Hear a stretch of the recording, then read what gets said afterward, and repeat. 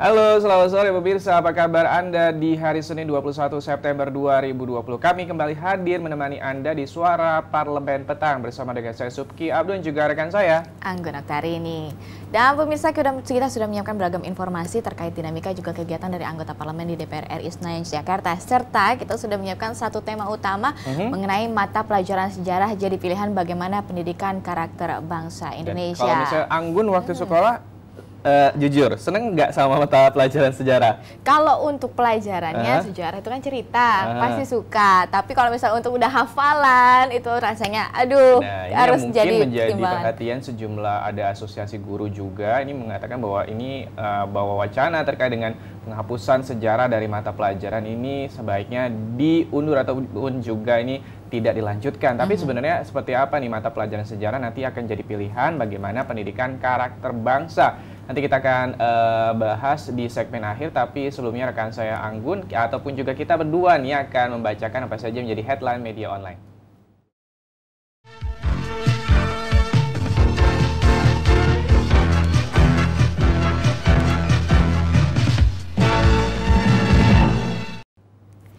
Headline media online yang pertama datang dari Tempo.co di mana Bareskrim periksa 12 saksi kasus kebakaran gedung Kejaksaan Agung siang ini. Penyidik Badan Reserse Kriminal Polri mengagendakan bahwa pemeriksaan terhadap 12 orang saksi terkait kasus kebakaran gedung Kejaksaan Agung. Pemeriksaan itu akan berlangsung Senin 21 September di Gedung Bareskrim Polri Jakarta Selatan. 12 orang tersebut diketahui merupakan bagian dari 131 orang yang sudah diperiksa sebelumnya. Direktur Tindak Pidana Umum Badan Reserse Kriminal Polri, Brigjen Ferdi Sambo menyatakan bahwa belasan saksi yang diperiksa adalah mereka yang berada di gedung utama ketika kebakaran terjadi, baik dari pihak eksternal maupun internal kejaksaan. Dari hasil pemeriksaan, dugaan penyebab sementara kebakaran terjadi lantaran nyala api terbuka. Hasil itu didapat dari olah tempat kejadian perkara sebanyak 6 kali. Kabareskrim Komisaris Jenderal Listio Sigit Prabowo mengungkapkan asal api diduga dari ruang rapat Biro Kepegawaian di lantai 6 gedung utama, kemudian menjalar ke ruang lain. Bareskrim Polri kemudian menetapkan kasus kebakaran ini menjadi peristiwa pidana dan telah naik ke ranah penyidikan. Dan ini termasuk peristiwa pidana dan telah naik ke ranah penyidikan. Ada 12 saksi dari 131 saksi ataupun juga sementara ini sudah diperiksa oleh Mabes Polri dan juga terkait dengan bagaimana juga dari Kejaksaan Agung meminta tambahan anggaran untuk pagu anggaran 2021 350 miliar rupiah untuk pembangunan gedung Kejaksaan Agung yang baru. Dan kita beralih ke cnnindonesia.com. Tito tunda 3.000 pilkades saat corona, pilkada jalan terus. Menteri Dalam Negeri Tito Karnavian ini memutuskan untuk menunda pelaksanaan pemilihan kepala desa atau pilkades di seluruh Indonesia lantaran pandemi virus COVID-19. Keputusan ini berbanding terbalik dengan sikap pemerintah yang bersikeras tetap melanjutkan tahapan pilkada serentak 2020 di 270 seluruh wilayah Indonesia. Dan Tito menilai opsi ini dipilih karena pemerintah tidak bisa mengontrol jalannya pilkades. Dengan kewenangannya sebagai Mendagri, ia sudah mengirimkan surat edaran dan memerintahkan kepada seluruh bupati untuk menunda pilkades. Tito menjelaskan pilkades akan ditunda hingga pilkada serentak rampung. Sementara itu untuk penyelenggaraan pilkada 2020, Tito menegaskan akan tetap digelar. Keputusan pemerintah sudah bulat meski banyak pihak mendesak agar pemerintah menunda pelaksanaan pilkada di tengah pandemi. Ia menambahkan saat ini pemerintah telah menyiapkan Perpu terkait dengan pelaksanaan pilkada di tengah situasi pandemi. Perpu ini akan mengatur secara keseluruhan teknis pelaksanaan pilkada di tengah pandemi COVID-19. Mulai dari pencegahan hingga penegakan hukum mengenai protokol kesehatan. Ya, pemirsa, kita beralih ke berita berikutnya di mana Kompas.com membahas mengenai Menteri Agama Fahrul Razi positif COVID-19. Di sini Menteri Agama Fahrul Razi terkonfirmasi positif COVID-19, namun menurut staf khusus Menteri Agama Kevin Haikal saat ini kondisi fisik Fahrul dalam keadaan baik dan tidak ada gejala mengkhawatirkan. Fahrul pun dilaporkan di tengah menjalani proses isolasi dan istirahat. Sementara itu, juru bicara Kementerian Agama Oman Fatur Rahman mengatakan bahwa sementara Fahrul menjalani karantina, tugas birokrasi seperti koordinasi dan pemberian arahan kepada pejabat terkait telah didelegasikan kepada Wakil Menteri Agama Zainud Tauhid Said. Menurut Oman, Fahrul tetap meminta agar program-program dan layanan keagamaan tetap berjalan. Salah satunya ialah pencegahan penyebaran COVID-19 di lembaga pendidikan agama dan keagamaan. Koordinasi pun akan tetap dilakukan melalui daring. Ini sudah 3 menteri, Jokowi dan juga Ma'ruf Amin, yang terkonfirmasi positif COVID-19 sebelum Menteri Agama Fahrul Razi, sebelumnya adalah Menteri Kelautan dan juga Perikanan Bapak Edi, dan juga sebelumnya ini juga yang pertama kali ini adalah Menteri Perhubungan seperti itu. Dan kita harapkan sekali lagi bahwa protokol kesehatan dan juga hindari terkait dengan bagaimana keramaian dan juga selalu mencuci tangan juga menggunakan masker harus tetap selalu digunakan. Dan nanti kami akan kembali lagi dengan topik utama terkait dengan mata pelajaran sejarah jadi pilihan bagaimana pendidikan karakter bangsa setelah jeda berikut ini.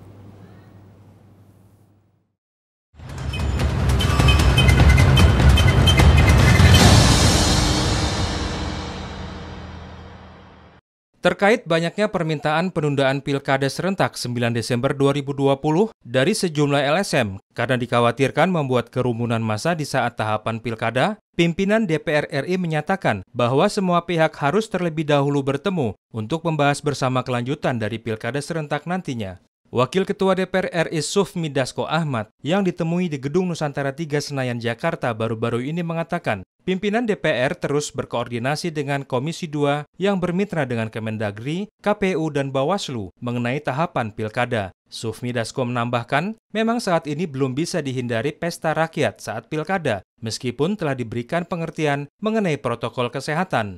Kami masih berkoordinasi dengan Komisi 2 yang membawahi KPU dan Bawaslu serta tahapan-tahapan daripada Pilkada. Sampai sejauh ini memang tidak bisa dihindari euforia Pilkada ini, walaupun mereka pakai masker misalnya, tetapi jaga jaraknya tetap belum bisa diterapkan. Selain itu, Sufmi Dasko Ahmad menyatakan telah melihat proses pendaftaran tahap awal dari Pilkada. Tentunya DPR RI dengan Mendagri atau penyelenggara Pilkada akan melakukan koordinasi untuk menemukan formula terbaik dan tepat dalam proses kampanye ataupun saat pemilihan.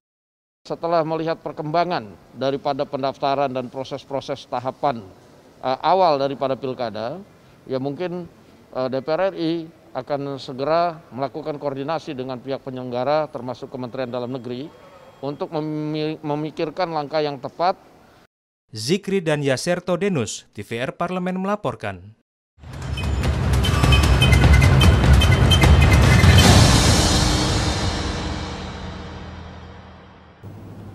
Ya, pemirsa, kembali lagi di Suara Parlemen Petang dan kita akan membahas terkait dengan tajuk pada sore hari ini, di mana mata pelajaran sejarah jadi pilihan bagaimana pendidikan karakter bangsa. Ya, ini kalau misalnya pro dan kontra terkait dengan wacana Menteri Pendidikan dan juga Kebudayaan untuk menghapus pelajaran sejarah dari mata pelajaran untuk SMA nih. Tapi Kementerian Pendidikan dan Kebudayaan atau Kemendikbud berencana membuat mata pelajaran sejarah menjadi tidak wajib dipelajari siswa SMA dan juga sederajat. Di kelas 10 sejarah digabung dengan mata pelajaran ilmu pengetahuan sosial atau IPS, sedangkan bagi kelas 11 dan juga 12 mata pelajaran sejarah hanya masuk dalam kelompok peminatan yang tidak bersifat wajib.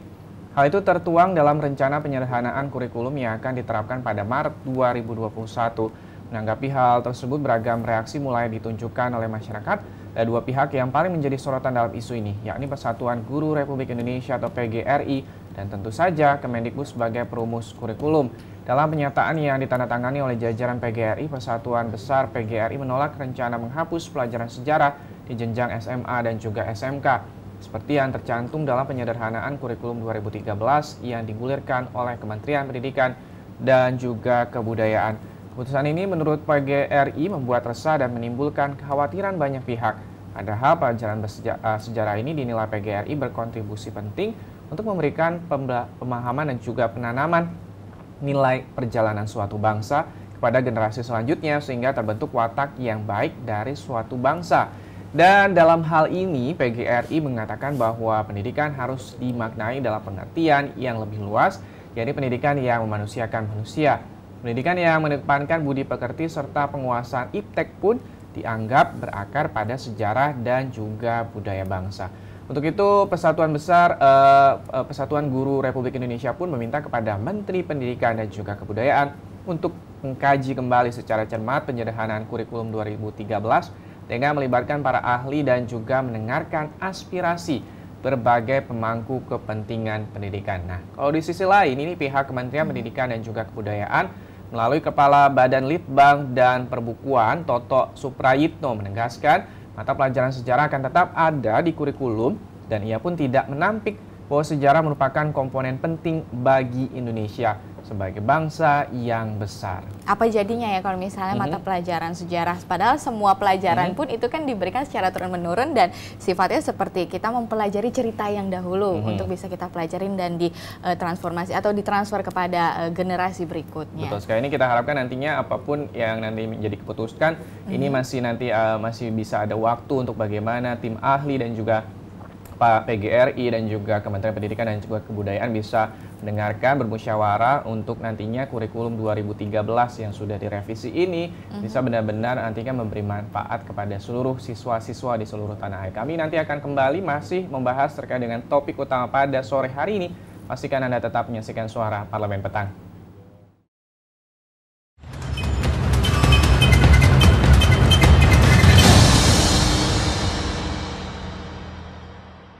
Komisi 2 DPR RI mengkaji jenis-jenis sanksi yang akan diberikan kepada peserta pilkada yang melanggar protokol kesehatan. Komisi 2 tidak ingin pilkada menjadi klaster baru penyebaran virus corona. Anggota Komisi 2 DPR RI Agung Widyantoro mengatakan, pasangan bakal calon dan juga parpol pendukung harus betul-betul bisa memahami pentingnya penerapan protokol kesehatan COVID-19 dalam setiap tahapan pilkada. Agung meminta para bakal calon dan parpol pengusung untuk tidak membawa rombongan, baik dalam proses pendaftaran maupun kampanye.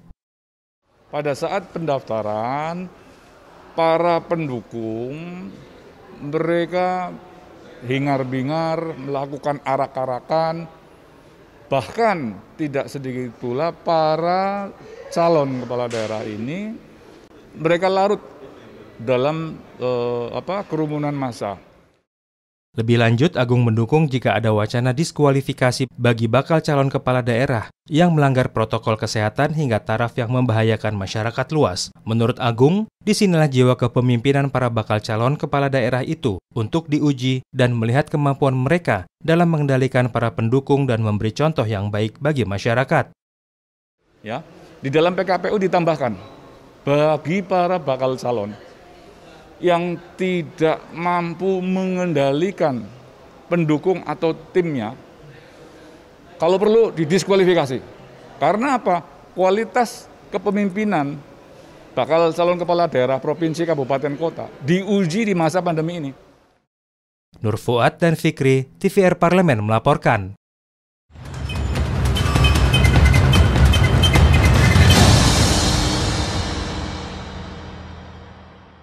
Masih bersama dengan Subki Abdul dan juga rekan saya Anggun, kita masih membahas terkait dengan bagaimana wacana ini pelajaran sejarah ini akan menjadi pilihan untuk siswa-siswa SMA dan juga sederajat. Seperti di sini disampaikan bahwa Menteri Pendidikan dan Kebudayaan Nadiem Makarim pun telah mengklarifikasi isu tersebut dan menurutnya sejarah adalah tulang punggung dari identitas nasional sehingga tidak mungkin dihilangkan dari kurikulum. Ia menambahkan apa yang beredar merupakan salah satu materi yang tengah dibahas Kemendikbud secara internal. Nadiem pun menjamin tidak akan ada penyederhanaan kurikulum hingga tahun 2022 mendatang. Hanya saja pada 2021 Kemendikbud akan melakukan berbagai macam prototyping di sekolah penggebrak yang terpilih dan bukan dalam skala nasional sehingga tidak ada kebijakan apapun di tahun 2021 dalam skala kurikulum nasional apalagi penghapusan pelajaran sejarah tersebut. Ia menyebutkan pula sejarah memiliki arti penting bagi sebuah bangsa dan keberadaannya signifikan di dalam kurikulum pendidikan. Di sini sebagai menteri ia juga ingin menjadikan sejarah sebagai suatu hal yang relevan untuk generasi muda melalui media yang relevan agar dapat menginspirasi mereka. Dan sementara itu Wakil Ketua Komisi 10 DPR RI Agustina Wilujeng di sini menegaskan mata pelajaran sejarah tetap harus menjadi mata pelajaran wajib bagi siswa di sekolah. Ia menolak penghapusan ataupun penggabungan pelajaran sejarah dengan mata pelajaran pendidikan sosial lainnya. Sebab Agustina menilai mata pelajaran sejarah membangun pondasi pemahaman anak-anak di masa depan. Karena anak masa kini akan meneruskan tugas dari pendahulu mereka. Kritik juga datang dari Wakil Ketua MPR RI Jazilul Fawadi yang mengatakan menghapus status sejarah sebagai mata pelajaran wajib akan melemahkan visi pendidikan Indonesia dan pembentukan mental bangsa. Beliau mengkhawatirkan generasi muda bangsa Indonesia sendiri bisa melupakan jati dirinya jika pelajaran sejarah tak lagi wajib. Jazilul juga meminta kebijakan tersebut untuk dikaji ulang. Ya, sebenarnya banyak sekali yang menganggap bahwa keputusan atau wacana dari revisi atau terkait dengan bagaimana perampingan kurikulum 2013 untuk akhirnya bisa memberikan pilihan bagi siswa-siswa di kelas 10, 11 dan juga 12 untuk jenjang SMA dan juga sederajat untuk tidak memilih mata pelajaran sejarah ini masih menjadi pro dan kontra. Kita harapkan sekali lagi bahwa apapun nanti keputusannya, kita harap perlu ada kajian lebih mendalam seperti itu, dan juga kita berharap nih Kementerian Pendidikan dan juga Kebudayaan dalam hal ini menterinya bisa mengundang para ahli untuk membicarakan bagaimana nantinya nasib-nasib para ataupun juga sejarah-sejarah bangsa yang juga pastinya harus menjadi pelajaran selanjutnya nih untuk bagi generasi muda berikutnya. Dan bisa demikianlah Suara Parlemen Petang edisi hari ini Senin 21 September 2020. Saya Subki Abdul dan juga rekan saya Anggun Oktarini beserta seluruh kru yang bertugas mengucapkan terima kasih telah menyaksikan dan sampai jumpa. Sampai jumpa.